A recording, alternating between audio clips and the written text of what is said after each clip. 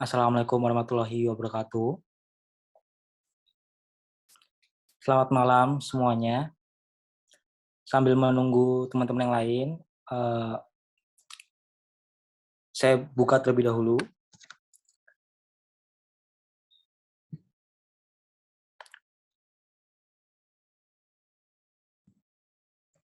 Perkenalkan, nama saya Agung, saya dari Photostory. Pada malam hari ini akan menjadi moderator di sharing session, Photostory Semua Bisa. Sebelumnya terima kasih kepada teman-teman semuanya yang sudah, mendaftar dan hadir pada sharing session malam hari ini. Di mana program ini diadakan oleh Photostory dalam rangka untuk membantu, kemudian untuk share pengalaman, share cerita kepada semua para pelaku bisnis, khususnya wedding. Jadi ada fotografer, ada MUA, wedding, catering, dan sebagainya.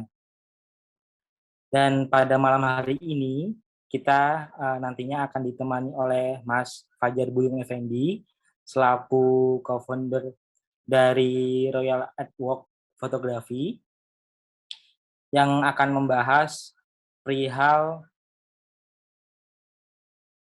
cara adaptasi bagi bisnis wedding ala Royal Artwork Photography.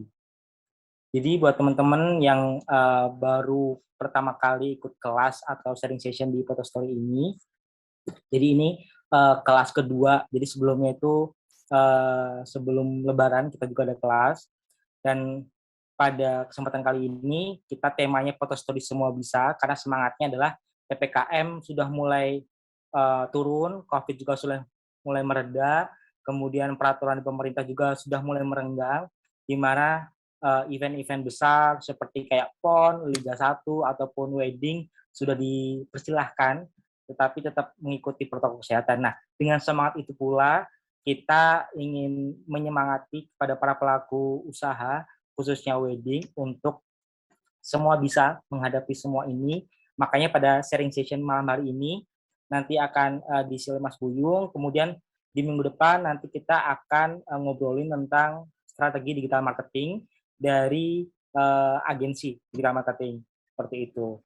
Harapannya teman-teman di sini bukan hanya dapat pengalaman tapi juga dapat ilmunya dan bisa dipraktekkan langsung di lapangan, dan teman-teman bisa langsung uh, berhadapan lagi, bisa ngejob lagi, bisa bertemu dengan para klien. Dan langsung saja, berhubung Mas Fajar Buyung Effendi sudah hadir bersama kita malam hari ini. Sehat Mas Buyung? Apa kabar Mas? Sehat-sehat, Mas. Alhamdulillah. Alhamdulillah. Baik Mas Buyung, mungkin langsung saja. Nanti teman-teman bisa kita mulai dengan mendengar terlebih dahulu dari paparan yang Mas Buyung ingin sampaikan, dan nanti di akhir sesi kita ada sesi tanya jawab. Waktu dan tempat kami persilahkan kepada Mas Fajar Buyung Effendi selaku co-founder dari Royal Artwork Photography. Oke, Mas. Siap. Ini tak share PowerPoint-nya ya, Mas, ya. Oke.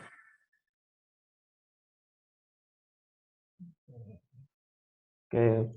Udah bisa dilihat semuanya? Sudah Mas, monggo. Udah ya.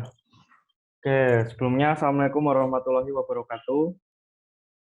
Ya, sebelumnya perkenalkan terlebih dahulu eh, buat acara hari ini untuk sharing bareng bareng Royal sama Photostory ya. Oke, bentar.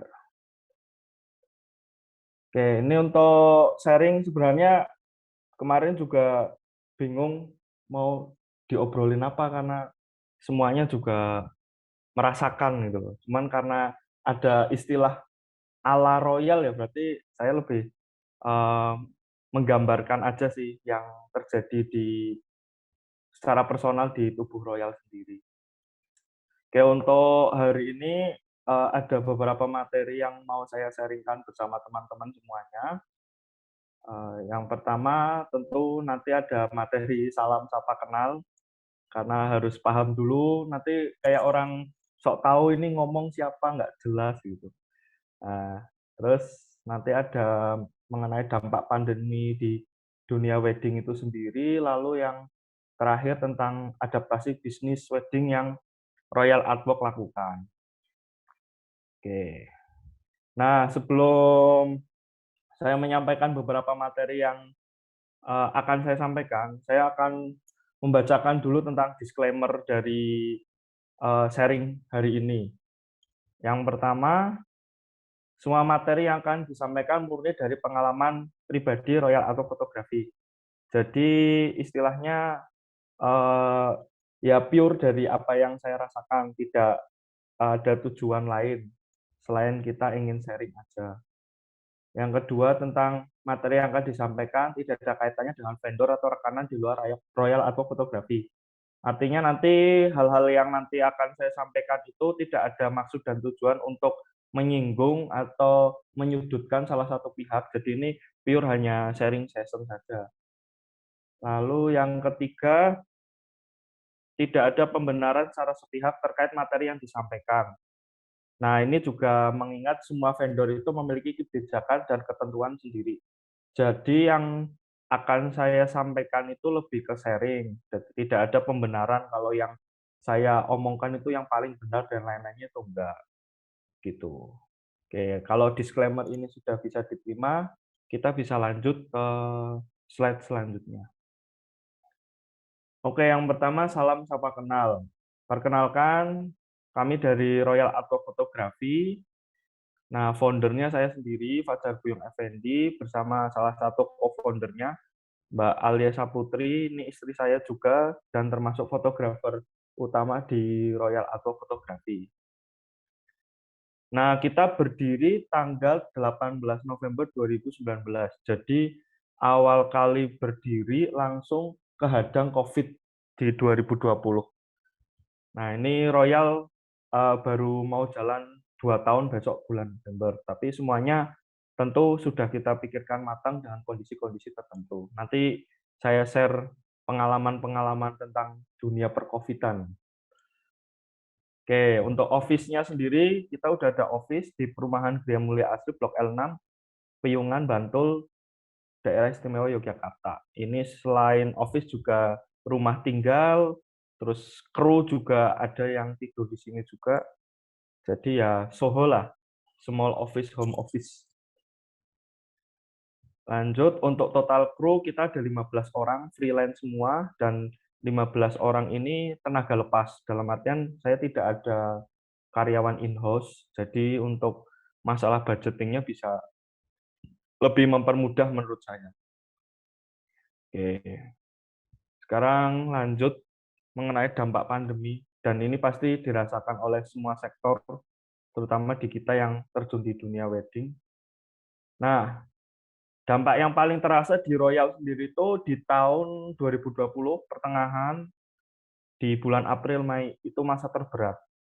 Karena waktu itu saya masih ingat sekali bulan Januari akhir itu baru balik dari Singapura, itu ada on job di sana bareng temen juga, terus kita rencana Maret itu mau hire lagi ke Singapura, ternyata udah mulai keluar tuh COVID di beberapa daerah Asia, terus menjalar sampai di akhirnya Maret itu kan di Indonesia lagi booming-boomingnya sampai di April itu awal-awal wedding itu benar-benar diperketat banget, akad aja harus di KUA. Itu April sama sekali kita nggak ada job. Ada job cuma satu itu 5 April, ingat banget. Selebih itu udah nggak ada job selama bulan April, Mei-nya langsung ke puasa, puasa Ramadan, tahu sendiri sulit banget dapat job wedding atau pre-wedding. Sampai di awal-awal Syawal itu yang harusnya kita di dunia wedding itu bakalan panen, tapi malah ada hantaman dari kebijakan pemerintah yang melarang untuk mudik dan lain-lainnya. Akhirnya baru bisa on job lagi itu Juni, tanggal 4 itu. Nah, dari Juni sampai akhir 2020 itu bisa muter lagi. Jadi ya istilahnya dapurnya masih bisa tetap isi lah, masih bisa kemebul. Tuh. Itu dampak pandemi yang dirasakan Royal selama awal pertengahan tahun 2020. Lalu di pandemi COVID-19 ini juga yang paling kerasa itu mulai berubahnya mindset klien dari yang tadinya mereka itu subjektif untuk menilai suatu hasil karya dari hasil jepretannya, tapi merubah ke mindset mereka yang melirik harga dulu daripada hasil. Karena waktu awal-awal pandemi COVID-19 itu emang kita di sektor dokumentasi juga kerasa banget ya. Klien itu lari-larian pasti cari yang murah. Nah itu, bentar. Ini ada hal yang lucu sih tentang masalah yang nyari harga dan daripada hasil itu. Jadi klien ya negonya itu sangat-sangat mengerikan, menurut saya. Jadi ada yang minta banting harga atau Mas ini kan cuma foto aja, jadi bisa nggak ditolong sama-sama kena pandemi Mas, kita terdampak juga ya. Waktu itu ya yang saya pikirkan ya yang kena pandemi itu nggak cuma yang mau nikah aja, kita aja yang di dunia produksi juga kena pandemi gitu. Tapi klien itu maha maha paling paling kena musibah lah. Jadi negonya harga itu karena ngerasa nggak bisa rame-rame dan lain-lainnya, jadi kita minta harus turunin harga. Itu sih yang paling berkesan di awal-awal pandemi.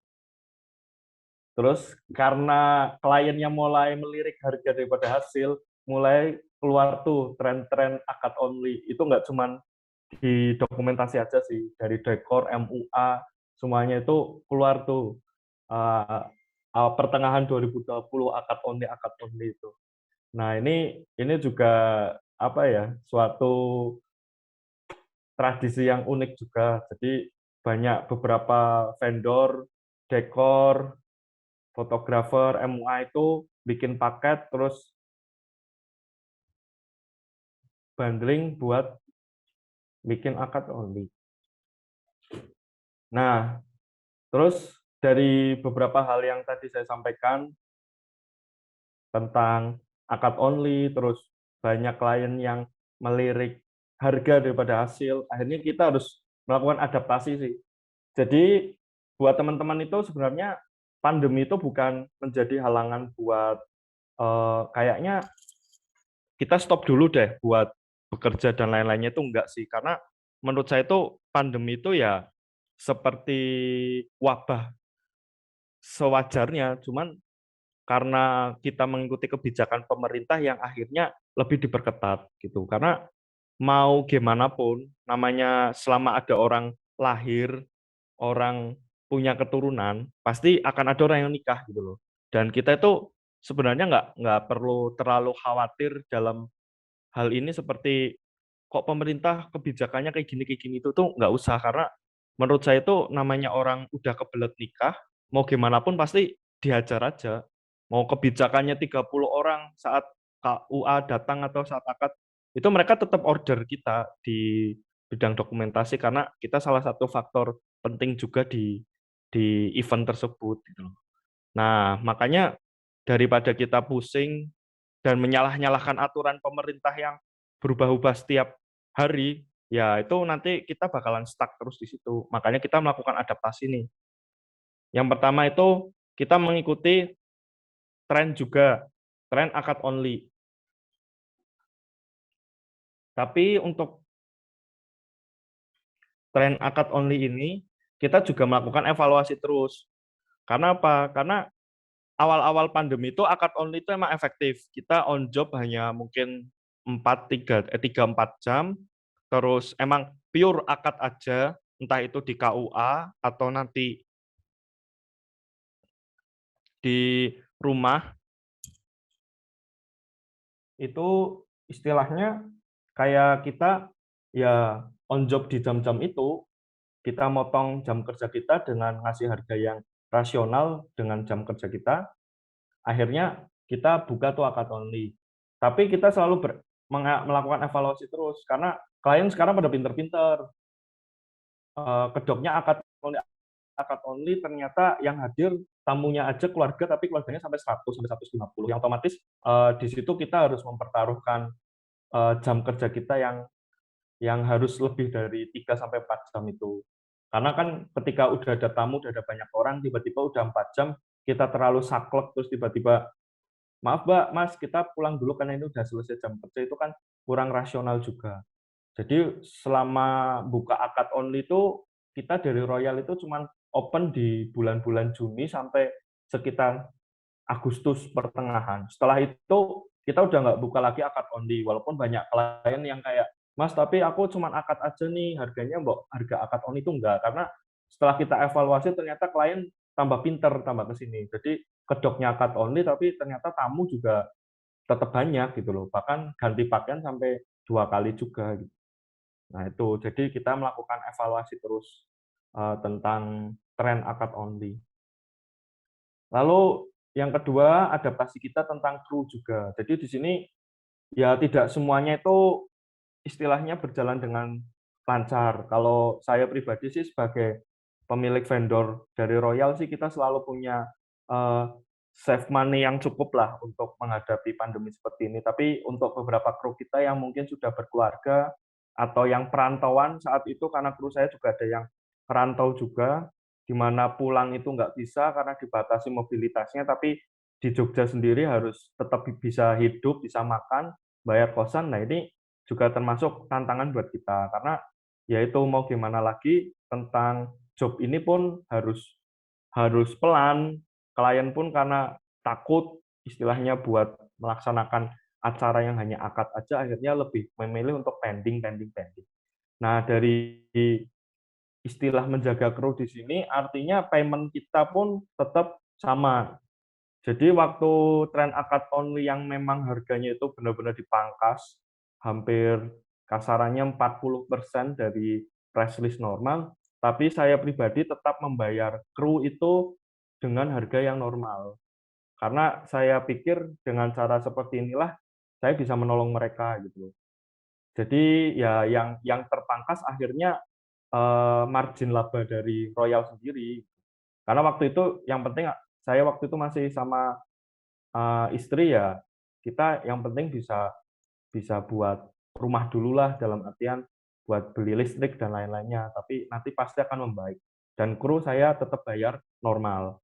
Akhirnya ya karena seperti itu, mereka tetap solid sih. Jadi kalau ada acara yang memang membutuhkan mereka, kita tetap apa ya, on time terus lah, siap on job terus. Lalu, nah ini juga salah satu yang kita lakukan tentang adaptasi wedding di masa pandemi, kita selalu berikan bundling paketan. Jadi bundling yang dimaksud di sini tuh lebih ke jasa sih, karena kalau kita menambah output menambah biaya operasional kita juga. Jadi di sini kita melakukan bundling dengan cara memberikan free prewed waktu itu. Tapi free prewed yang kita lakukan itu bersifat terbatas.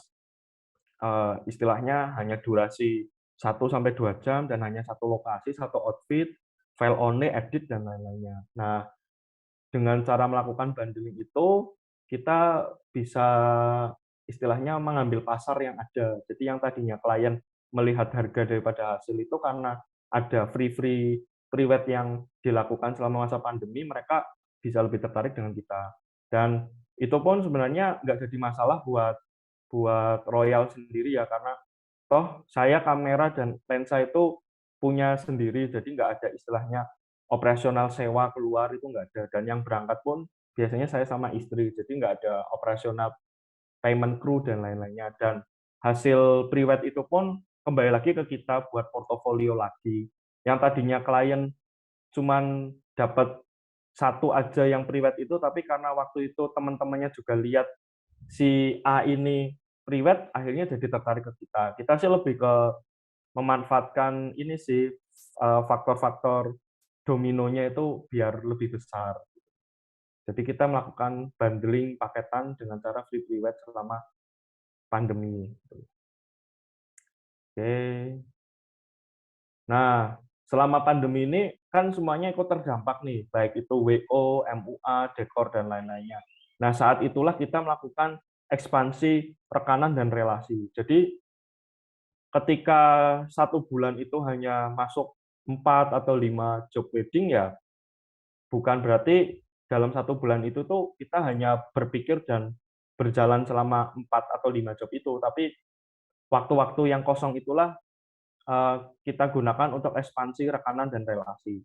Jadi mulai menyambangi beberapa kantor WO yang ada di Jogja, mulai mulai ngobrol bareng sama teman-teman vendor lain, terus kita mulai bikin relasi rekanan dan akhirnya semuanya itu bisa bisa kita petik sekarang sih. Jadi rekanan dan relasi kita menguat karena waktu itu satu nasib, satu satu apa ya istilahnya kayak podo-podo rekosone nek wong Jogja ngono ki ya, akhirnya kita sama-sama, gandengan tangan buat bisa berkembang lagi sih, gitu. Jadi buat teman-teman kalau yang sekarang merasa bahwa job-nya masih sepi nih, kok kayaknya aku job-nya masih sepi gimana ya itu menurutku jangan nganggur aja sih, karena kalau mau nyari klien pun akan sulit ketika kalian mau berproses sendiri. Tapi ketika kalian perbanyak rekanan dan relasi kalian itu akan mendapatkan, potensi klien yang lebih besar,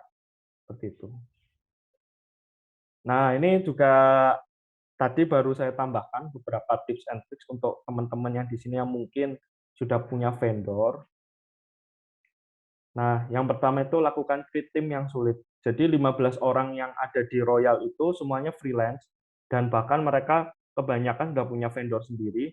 Tapi alhamdulillah itu dari kita sendiri itu selalu menjaga mood mereka, selalu menjaga payment mereka. Jadi mereka itu solid sama kita. Ketika memang kita membutuhkan mereka, itu sudah tidak ada alasan yang selalu dibuat-buat kayak wah aku kosong mas, aku isi mas sama si ini itu tuh nggak ada. Jadi kita itu kayak udah satu satu nasib lah, satu darah gitu loh. Jadi enak sih buat bikin crit team yang solid itu. Nah, ini juga salah satu yang membuat tim itu solid itu jangan pernah telat untuk membayar kru. Jadi masalah payment itu selalu kita obrolkan di awal. Kamu berangkat ya hari ini tanggal ini di jobnya Mbak ini. Nah, nanti paymentnya sekian, mau diambil apa enggak, itu kita komunikasiin di awal. Jadi jangan sampai mereka itu harap-harap cemas, tiba-tiba saat on job selesai itu mereka langsung udah dibayar tapi tidak sesuai sama harapan mereka. Itu sih, Nek, kita selalu tidak pernah telat untuk membayar kru. Nah, ya, ini juga sama lakukan backup keuangan dan menabung dengan jelas.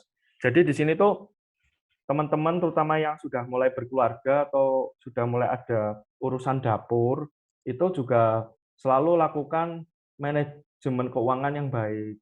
Jadi kalau di Royal itu sendiri, kita itu punya tiga model penyimpanan. Jadi yang pertama itu emang tabungan yang saya dan istri pakai, dalam artian untuk keperluan harian. Yang kedua itu tabungan untuk biaya penyusutan alat atau upgrade alat. Itu biasanya kita kita alokasikan sekitar 200 sampai 300 kali job itu untuk pegangan kita. Kalau pengen upgrade alat atau ada alat yang rusak itu tabungan yang kedua ini yang kita pakai.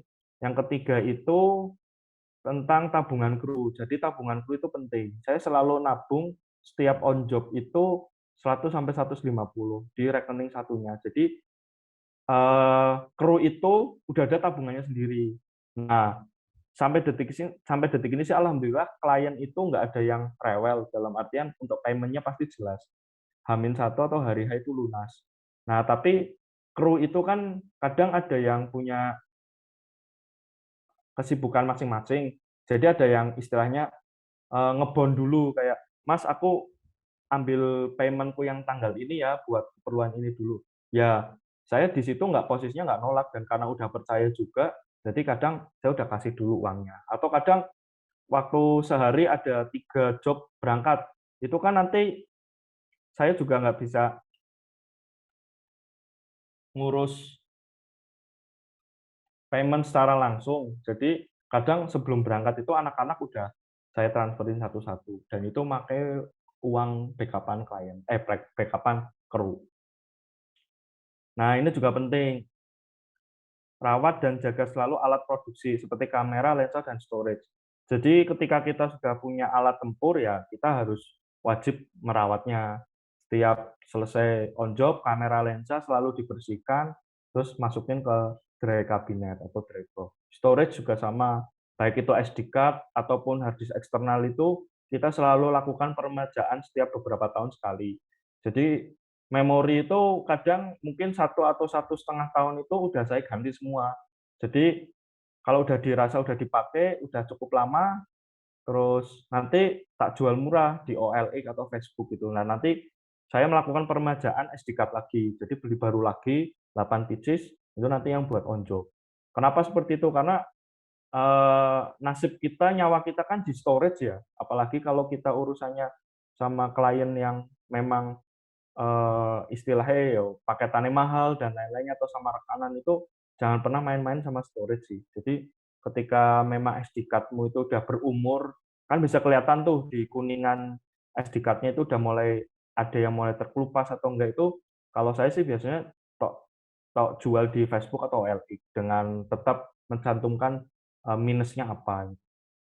Nah, nanti kan kita tetap bisa beli lagi SD card yang bagus gitu. Oke. Nah, ini tentang lain-lainnya. Nah, ini yang pertama ada gambaran Instagram istri. Jadi kebanyakan fotografer cowok istrinya MUA. Kalau saya tuh enggak, malah istri tok ajarin motret biar hobinya sekali gitu. Jadi kalau jajan lensa, jajan body itu sekali. Kalau jadiin MUA kan harus jajan peralatan makeup juga. Nah, ini yang teman-teman lihat sekarang itu salah satu screenshotan hasil foto-fotonya dia, pure dari jepretannya dia. Nah, ini. Jadi istilahnya semuanya itu serba apa ya? Enak juga sih kalau punya pasangan yang satu sefrekuensi gitu. Jadi kalau sekali berangkat cuma satu satu satu event 1 hari, ya saya berangkat sama istri. Jadi kan lumayan yang harusnya bayar freelance tapi bisa kita keep buat urusan rumah. Ini juga senang modelan juga kadang bareng sama saya.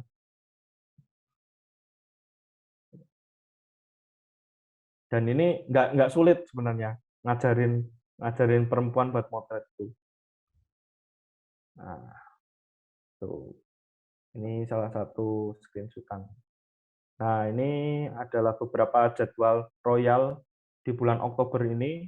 Alhamdulillah ada 36 project untuk bulan Oktober, dan walaupun ini pandemi tapi kita mendapatkan apa ya, kesempatan buat handling beberapa klien kita yang ada di Jogja. Dan ini berasa kayak Oktober, berasa Syawal kalau kita berasa di bulan-bulan Syawal. Dan ini ya semuanya karena istilahnya kita berani komit dengan rekanan, dengan relasi, jadi semuanya bisa dipermudah. Alhamdulillah ini padat juga, dan ini kesempatan banget tanggal 6. Kemarin dikabarin bisa nggak Mas? Bisa, karena benar-benar 6 itu yang kosong. Ini besok 8, 9, sampai 31 kita udah full job lagi. Nah, ini salah satu video keseruan kita. Ya,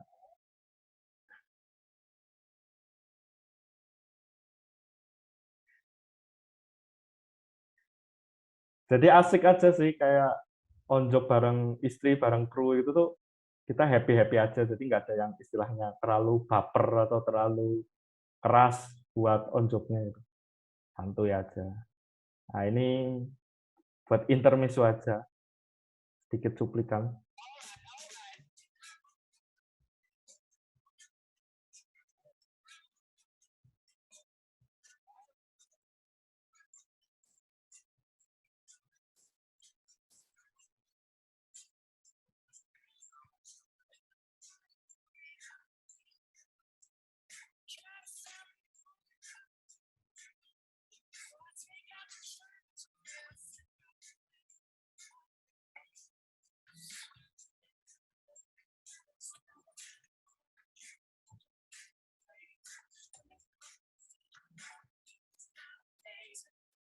Ya.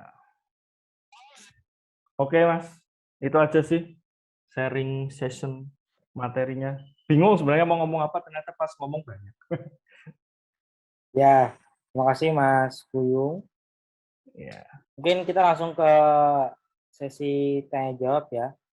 oke. Ini ada beberapa dari teman-teman yang udah tanya di kolom chat. Mm-mm. Ini ada dari Mbak Zulfaidri Adha. Permisi Mm-mm. Kak, saya mau nanya di situasi pandemi seperti saat ini, gimana sih caranya supaya kita itu dilirik oleh customer? Apalagi saya masih baru juga terjun di dunia wedding foto. Dan untuk nentuin harga di masa pandemi bagi fotografer yang baru terjun. Kira-kira gimana Mas Buyung? Oh, ya ini sebenarnya klasik ya. Semuanya pasti pernah pernah merasakan yang seperti itu. Buat Mbak Zulfadri ada, ini Mbak apa Mas ya? Pokoknya buat Kakak Zulfadri Ya, Kak. ada. Itu lebih universal ya. Kalau kita ngomongin gimana secara kita dilirik sama customer selama pandemi. Sekali lagi itu, menurut saya itu pandemi itu bukan jadi halangan kita ya, karena kalau udah ngomongin orang nikah itu nggak kenal pandemi. Mereka itu pasti kalau udah pengen nikah ya nikah gitu loh. Jadi pandemi itu hanya merubah acara dan kebijakan selama wedding aja. Jadi menurut saya hilangkan stigma kalau pandemi itu susah dapat klien. Satu di situ. Yang kedua, ketika teman-teman merasa bahwa gimana sih cara kita nentuin harga gitu, klasik sebenarnya. Saya pakai prinsip orang ekonomi aja. Jadi jangan pernah kalian jualan yang ujung-ujungnya kalau dihitung tuh rugi. Ya kita tinggal hitung aja di tempat Kak Kak Ada ini nanti untuk cetaknya, percetakannya itu harganya berapa. Terus nanti kan sering-sering ikut komunitas foto atau komunitas video itu, jadi kita tahu rent mereka itu untuk sekali berangkat itu berapa. Katakanlah untuk tempat di sana cetak wedding book itu di harga 500 atau 600.000 ditambah nanti untuk bayar freelance fotografer satu katakanlah 500.000 berarti udah 1,1 tuh. 1,1 itu udah modal harga awal, jadi jangan pernah jualan kurang dari 1,1. Nah, nanti tinggal Kak Zulfadi ada ini istilahnya mau mengambil range untung berapa gitu. Nah, di sini juga jangan sampai salah kaprah ketika teman-teman ngambil untung itu bukan berarti nominal yang kita tambahkan setelah modal itu pure masuk kantong kita dan itu yang akan kita pakai buat hidup. Itu saya enggak sih. Jadi ketika kita kita menghitung range harga itu ya berarti kita ambil untung katakanlah satu kali event untung 1 juta atau 1,2 untuk awal-awal nih. Habis itu kita tetap nambah lagi biaya penyusutan alat itu penting banget. Jadi alat yang kita pakai itu kan alat alat elektronik yang nggak tahu rusaknya kapan nih. Jadi kita perlu save money juga karena ketika uang yang biasa buat kita hidup itu kan selalu berkurang pasti. Dan tiba-tiba ngepasin uangnya habis, terus alatnya rusak, kita malah nggak bisa produksi, nggak bisa muter uang lagi, malah kita rugi di situ. Jadi selalu save uang buat penyusutan alat.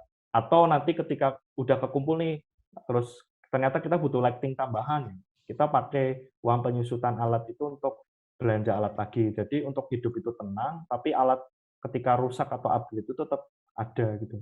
Jadi kalau ngomongin standarisasi harga itu, menurut saya itu hanya Kak Zulfadi ada aja yang bisa menilai saya harus berada di harga berapa. Tapi tips dan trik dari yang bisa saya kasih yaitu jangan pernah harga modalnya itu malah lebih tinggi daripada harga jual. Berarti kan rugi tuh.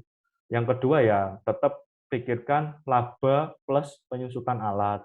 Atau mungkin mau ada target 1 tahun bisa beli bodi apa dibagi 12 katakanlah.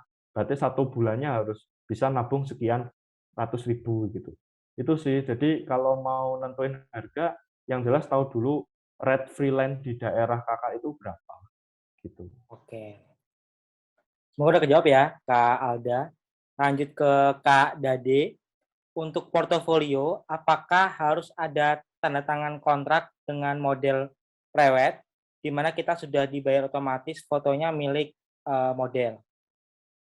Oh ya, ini sering banget sih kalau di Jogja juga banyak event hunting yang berkonsep kayak adalah salah satu MUA atau vendor pakaian yang lengkap di Jogja, pakaian adat, terus melakukan event, terus kita foto, jepret-jepret-jepret, terus nanti kita upload di IG vendor kita untuk portofolio kita. Nah, kalau ini sih alangkah baiknya yang penting kan semuanya komunikasi ya. Jadi kita kita obrolkan langsung aja ke modelnya, intinya kita izin aja mau apa namanya? Mau ambil fotonya buat foto dan kalau emang berkenan kira-kira seperti apa. Dan rata-rata sih kalau yang di Jogja ya rata-rata mereka ketika udah ditulis di deskripsi atau di caption aja sih udah seneng sih dalam artian kita nggak perlu ngeluarin harga terlalu tinggi untuk produksi portofolio A, B, C gitu.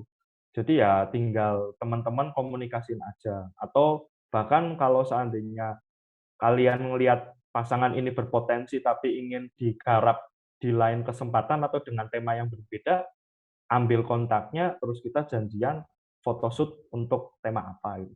Jadi malah jangan kebalik gitu loh teman-teman, kan kalian yang udah shoot, terus mungkin klien udah bayar dan lain-lainnya ya tinggal komunikasi aja sih.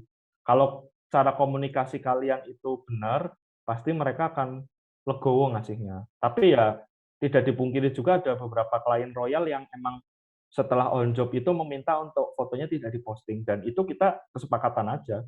Kalau memang nggak diposting nggak apa-apa karena itu emang permintaan dari klien gitu sih. Dan kita nggak perlu tanya kenapa Mbak, kenapa Mas. Nah, itu udah di luar kita lah. Kalau klien udah minta Mas foto yang ini nikahan saya yang tanggal ini jangan diposting di IG ya gitu ya udah nggak usah terlalu banyak tanya kita ikutin aja yang penting satu udah lunas aja sih. Betul, betul, betul. Mantap. Oke, lanjut. Ini ada Kak Irfan Sep. Cara membuat atau mungkin cara menjadi founder agar bisa sukses seperti Royal at Work. Langkah yang harus dilakukan seperti apa nih, Mas? Kalau ngomongin masalah sukses atau enggak sih itu relatif ya, tapi menurutku sih hanya orang lain yang bisa menilai. Kalau saya pribadi sih diomongin udah sukses banget jadi founder sih belum ya, karena PR-nya itu masih banyak. Apalagi kayak tadi teman-teman lihat jadwalnya tiba-tiba padat seperti itu, aku juga masih bingung nih harus harus mulai ngedit dari yang mana gitu loh. Karena sementara untuk edit emang dari Royal itu hanya dipegang oleh 2 orang, saya sama istri aja yang edit. Karena kan kayak tone dan lain-lainnya kan itu udah rahasia dapur, jadi kita nggak belum bisa hire editor. Nah, nanti kalau buat Kak Irfan, mau sukses atau enggak itu tinggal mindset kalian aja. Karena menurutku itu ketika kalian mendirikan vendor itu jangan pernah kayak terlalu prematur gitu loh. Saya juga dulu ikut orang dulu, ikut vendor A, vendor B, vendor C gitu. Tapi saya di situ juga profesional dalam artian ketika kita ikut vendor A, bendera yang kita bawa ya si A gitu dan hasil foto-foto dari vendor itu ya izin dulu kalau emang mau diupload dan itu pun saya nggak pernah upload hasil freelance itu di vendor ini sih di IG vendor sih. Jadi itu lebih ke IG pribadi aja. Nah, nanti kalau udah belajar dari sana sini kan tahu tuh kayak kekurangan plusnya si vendor A, vendor B, vendor C itu kayak apa sih itu. Nah, itu kalian rekap sendiri. Jadi kalian udah punya racikan ketika kalian nanti mendirikan sebuah vendor itu nggak melakukan kesalahan yang dilakukan oleh vendor lain gitu loh. Kan kita tahu kayak oh kalau sama si vendor A itu masalah payment ke kru itu agak berat nih, pasti dilama-lamain gitu. Terus nanti yang vendor B mungkin wah kok si vendor B kalau ngomongin cetak sama editnya kok terlalu lama klien sampai nanya-nanya nih. Nah, itu berarti jadi pembelajaran buat kita gitu. Jadi masalah sukses apa enggak itu tergantung mindset kalian sih. Kalau dari Royal sih yang jelas saya sangat sangat menjunjung berat kru-kru yang ada di Royal. Jadi saya selalu memanusiakan manusia gitu loh. Mereka itu kerja sekali kan butuh apa sih? Kan butuh duit. Jadi istilahnya masalah payment itu nggak pernah telat sama sekali. Kadang malah anak-anak yang minta, "Mas, aku direkap aja 1 bulan itu jobnya berapa nanti dibayar akhir bulan." Itu baru tok rekap aja, baru nanya, udah tok bayar, Mas. Videograferku itu, Mas Dio itu nggak tahu ini masuk apa enggak, itu kadang sering sering banget marah sama saya. Dia baru megang gimbal, baru baru nyetabilin gimbal, itu udah tok transfer, "Udah lunas ya?" "Mampus Bang, aku belum kerja, ini gaji buta," gitu kan. Kadang ada yang kayak gitu itu. Tapi ketika mereka udah dikasih kepercayaan kayak gitu, nanti hasil editan dan durasinya tuh bisa bisa sesuai sama deadline. Jadi mereka pun akan merasa kayak nggak enak kalau mau dilama. Jadi buat Oke. Mas Irfan, pokoknya yaitu mau jadi founder, kalian harus harus paham betul asam garamnya dunia wedding itu kayak apa, belajar sama orang dulu. Terus kalau udah punya kru, dirawat baik-baik lah. Kayak gitu. Karena kalian mau besar atau enggak itu juga tergantung sama krunya juga itu kayak gimana. Gitu sih, Oke. Mas. Ini Mas Irfan nanya lagi nih.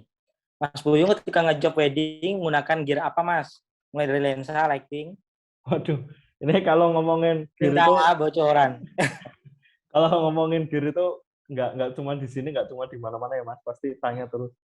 Kalau gear, saya pernah merasakan semuanya. Dulu pasti pernah Canon pada zamannya lah. Awal-awal on job itu pasti pernah punya kamera itu. Cuman kalau sekarang, saya pakainya itu Sony Sony system semua ya. Jadi dari body ada Sony A73 sama A72. Terus untuk lensanya, nah ini juga beda-beda ya mindset orang. Kalau saya lebih suka investasi itu di lensa, karena lensa itu nggak bisa dibohongi. Dalam artian, kalau kita butuh focal length tertentu kan, lensa itu yang paling paling jadi hal wajib pemilihan focal length. Sedangkan body, selama kita masih bisa ngejar shutter speed-nya dan lain-lainnya itu masih bisa pakai sih. Jadi kalau di Royal itu body kita pakai A73, A72, A7 Mark III, A7 Mark II.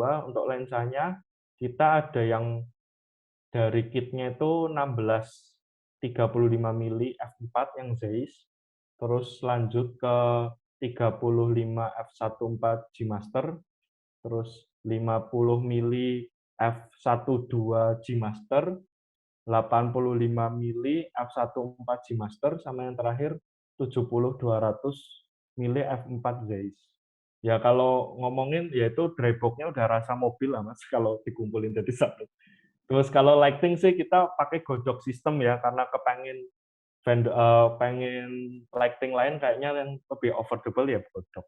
Kalau untuk pelaminan kita inventaris lighting sih udah punya 4 lighting V850 Mark II. Saya cari yang pakai baterai lithium karena ketika teman-teman ngerasain pakai yang baterai analog atau alkalin itu satu job itu tetap worry karena pasti nggak bisa nutup sampai akhir. Jadi saya pernah punya TT600 tak jual semua, ganti V850 4 unit karena untuk 2 wedding sama yang satu ada AD600 BM 1 unit. Sisanya ya payung, flag stand standar sih Mas. Itu kalau ngomongin gear. Oke, udah lunas ya. Tuh Mas Irfan. Ini ada Kak Narai. Daftar freelance nih Mas. Bisa nggak di Royal? Kak Narai, mau daftar freelance? Bisa kalau di Jogja nanti tinggal DM aja. Saya juga lagi nyari-nyari freelance lagi sih buat jadi kru. Tinggal Oke, DM lanjut aja. ini ada Kak Yuliano Dewangga. Mas, bagaimana caranya memulai bisnis wedding dari nol? Tadi kan kalau dari ceritanya Mas Buyung memulai ini Royal di tahun 2019. Mm-mm.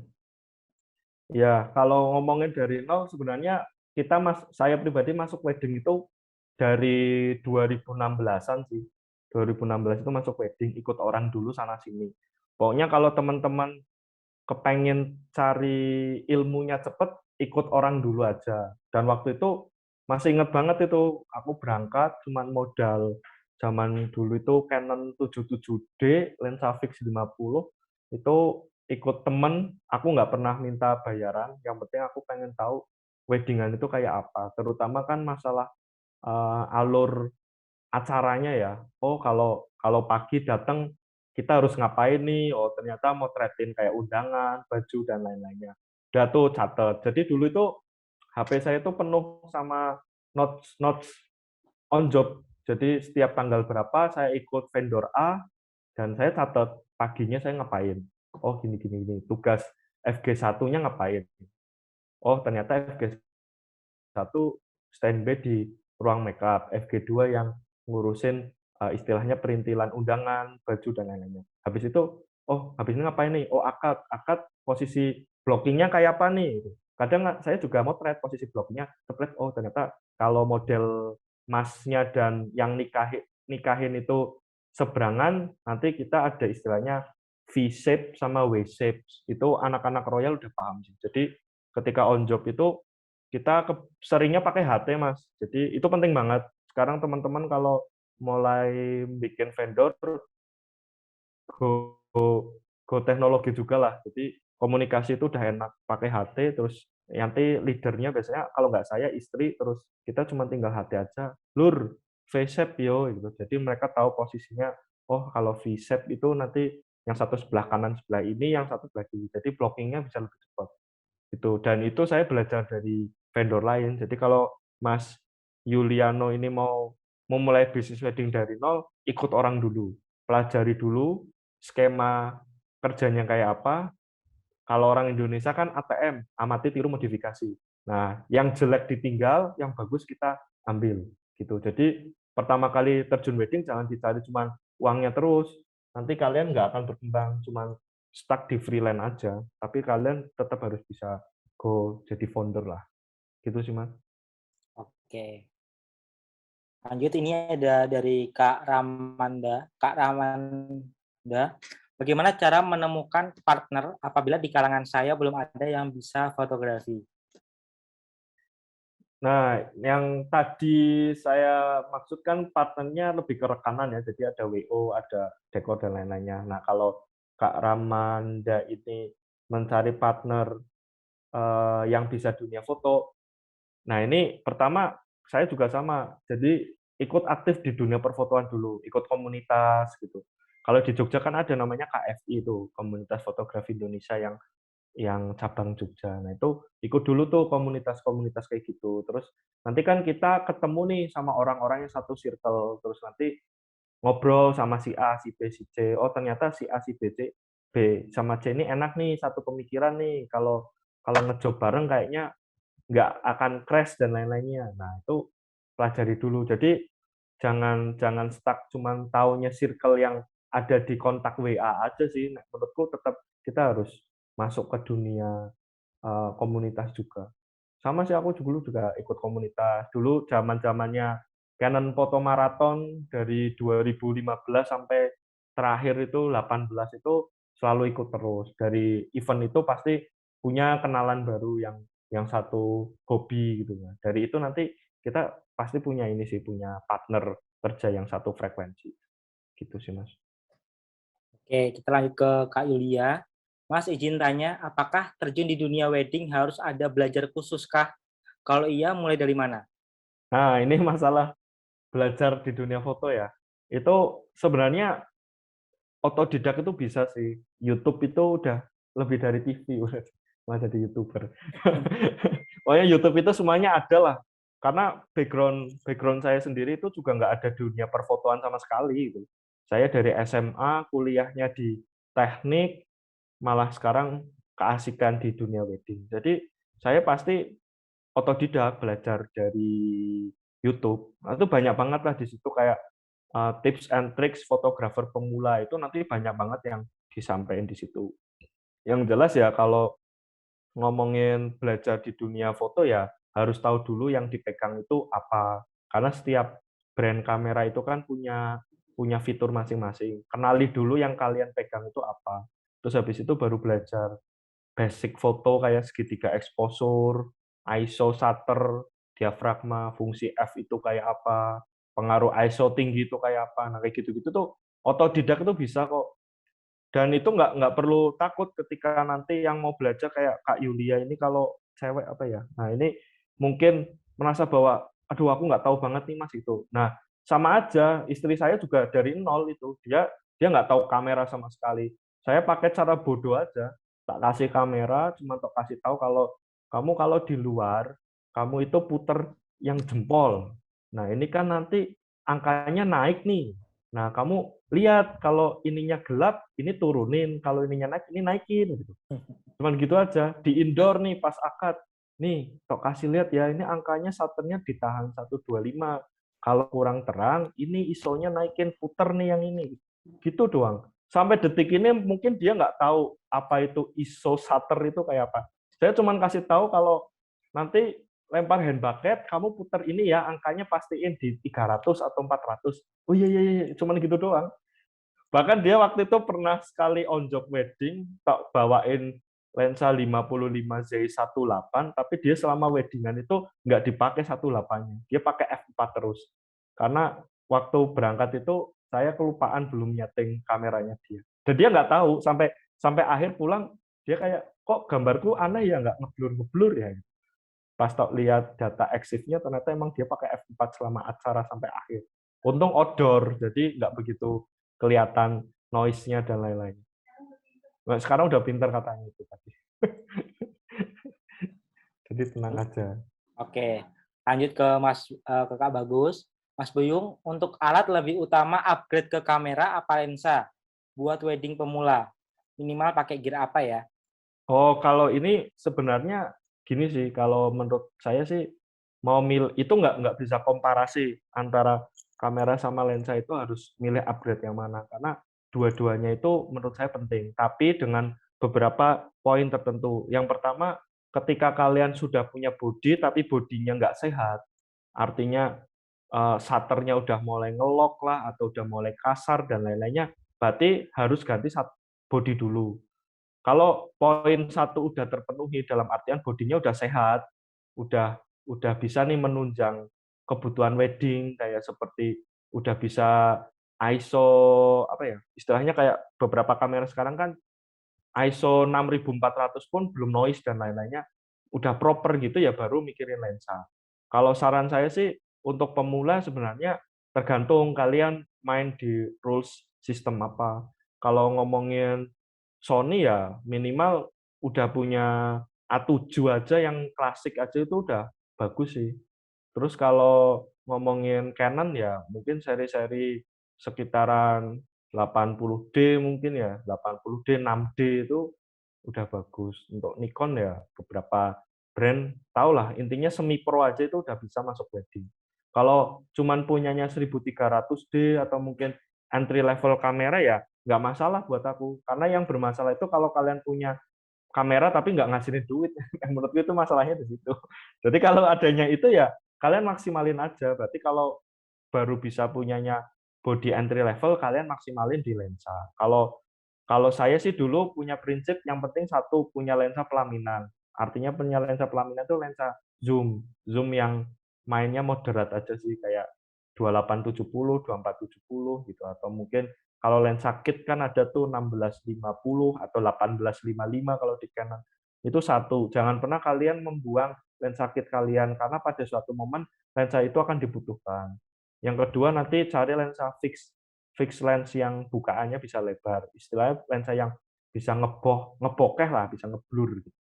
Nah, kalau itu tergantung bodinya. Kalau bodinya itu full frame, saran saya punya dulu 35 mili.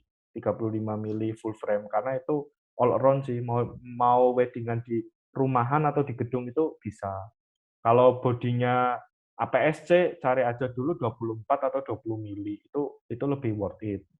Gitu sih. Jadi punya satu fix sama satu lensa kit aja itu sama lighting yang cukup itu sebenarnya kalian udah bisa berangkat wedding. Dulu juga saya kayak gitu. 1855 Canon buat 77D itu nggak pernah tak jual. Sampai upgrade ke 50 mili STM, terus upgrade ke yang lain-lain sampai ganti body. Gitu sih Mas. Jadi ya Oke.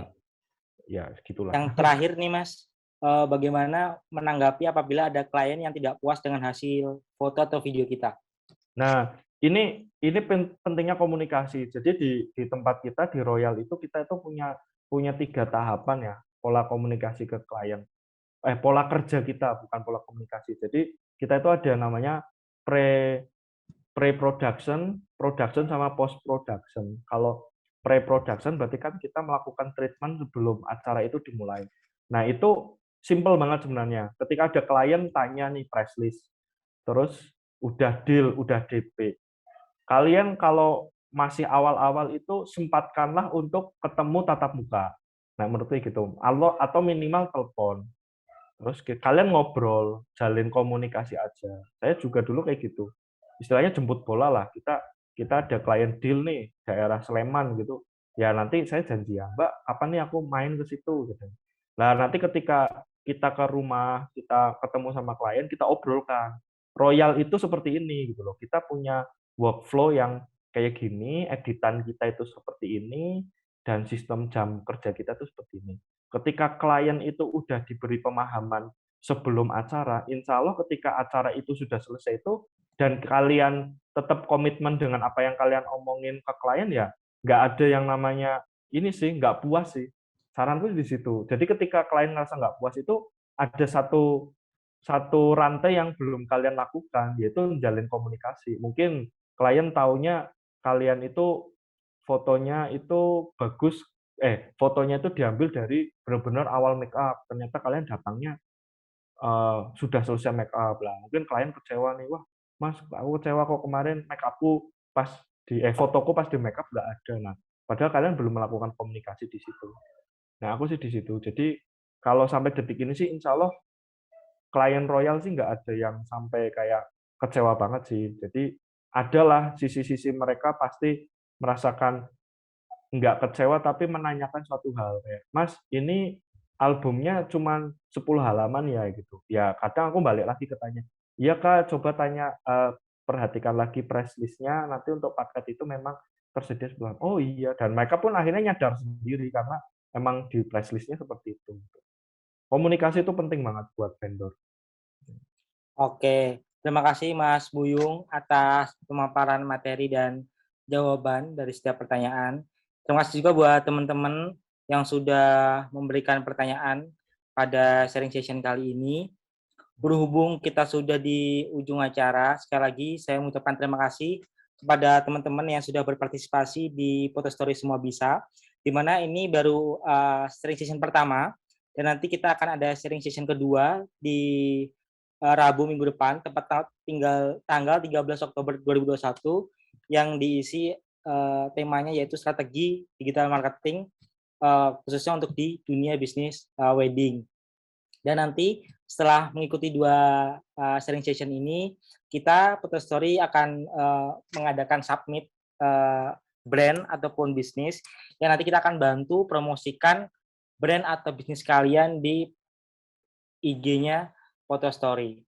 Sekali lagi terima kasih buat teman-teman, terima kasih juga Mas Fajar Buyung Effendi. Mungkin kita akhiri dengan bacaan hamdalah bersama-sama. Alhamdulillah. Oh iya, Wassalamualaikum. nambah bentar Mas. Boleh. Nanti buat teman-teman yang mungkin di chat belum kebales jawaban-jawabannya, nanti tinggal nge-DM aja atau buka IG Royal, kan ada WhatsApp tuh. Mumpung lagi gabut. Jadi kalau mau tanya-tanya bisa langsung WA aja. Gitu sih Mas. Oke. Ya. Siap, terima kasih Mas Fajar Buyung Siap. Effendi. Terima kasih Oke. semuanya. Wassalamualaikum warahmatullahi wabarakatuh. Waalaikumsalam warahmatullahi wabarakatuh.